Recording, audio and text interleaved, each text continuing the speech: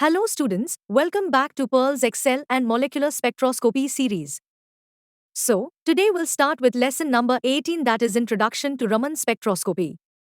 Before we dive into this topic, let's first understand why this chapter is so important, because this technique helps us to study scattered radiation part from spectroscopy topic. So, let's begin with a look at its history. On the right-hand side, you can see the photos of two legendary scientists, Smekel and C. V. Raman, both of whom made significant contributions to the development of this theory. So let's understand their contribution first. In 1923, Smekel theoretically predicted that if a substance in gaseous, liquid, or solid state is irradiated with monochromatic light, the scattered radiation might contain frequencies other than those present in the original incident radiations.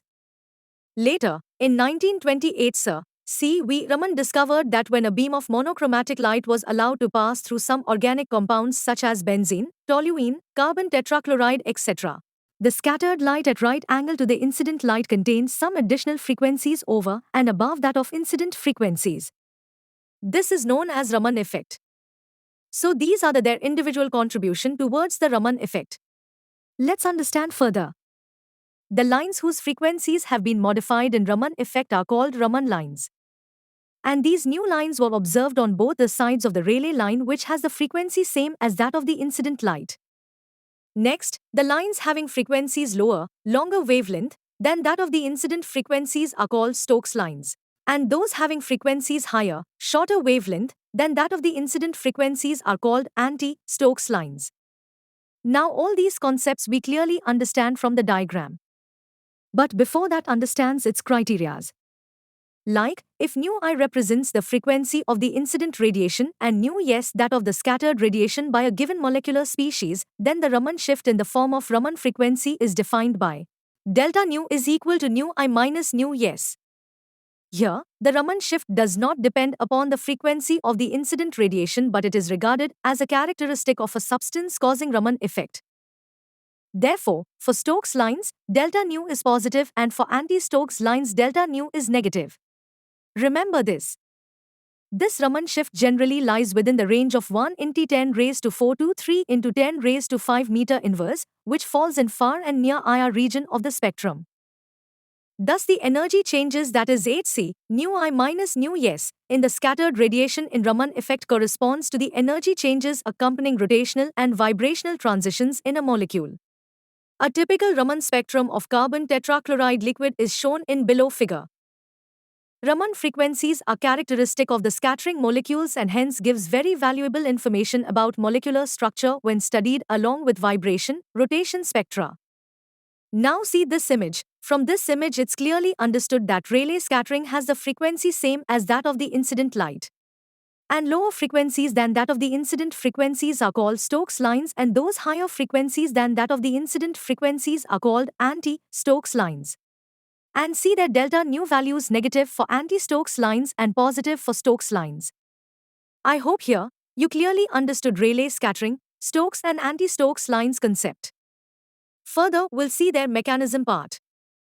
The mechanism of Raman effect has been explained on the basis of two theories, A. Quantum theory, B. Classical theory of molecular polarizability.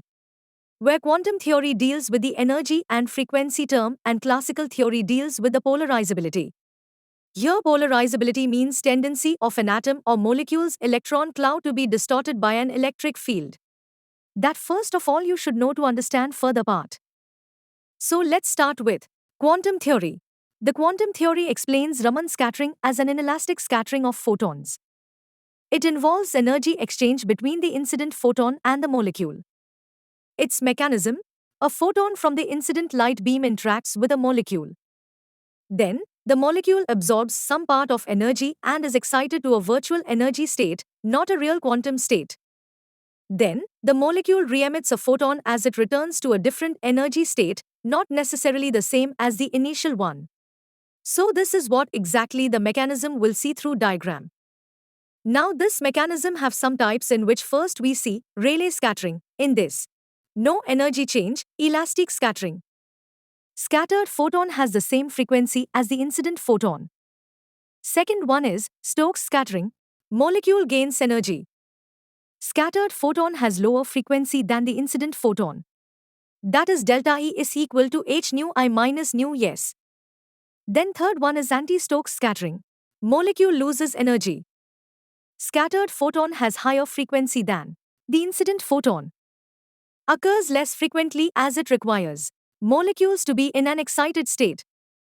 Now all this part see in the image, it's clearly understood that Rayleigh scattering has the same frequency as that of the incident light, and lower frequencies than that of the incident frequencies in Stokes lines and higher frequencies than that of the incident frequencies in anti-Stokes lines.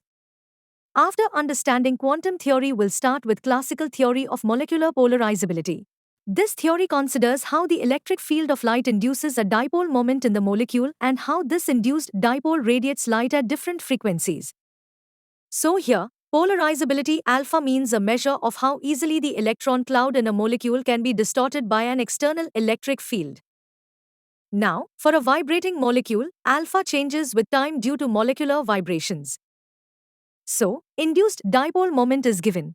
Mu is equal to alpha, where mu means induced dipole moment, alpha means polarizability of the molecule, E means electric field of the incident light. Now remember this formula. After knowing the value of alpha and E, we put the data into this formula and get final equation for the same.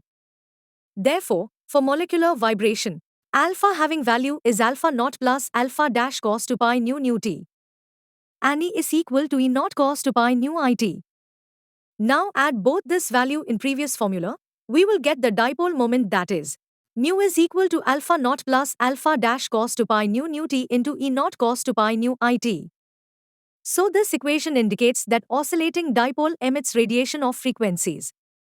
So now applying trigonometric identities, the dipole moment includes a term at frequency nu I means Rayleigh scattering. A term at frequency nu I minus nu means Stokes line. A term at frequency nu I plus nu means anti-Stokes line. So here we finished with Raman spectroscopy introduction and mechanism part. I hope you understand it. But still, if you have any doubts regarding the same, ask me, I resolve your all the doubts. So thank you so much watching this video. See you soon in the next video with lesson number 19.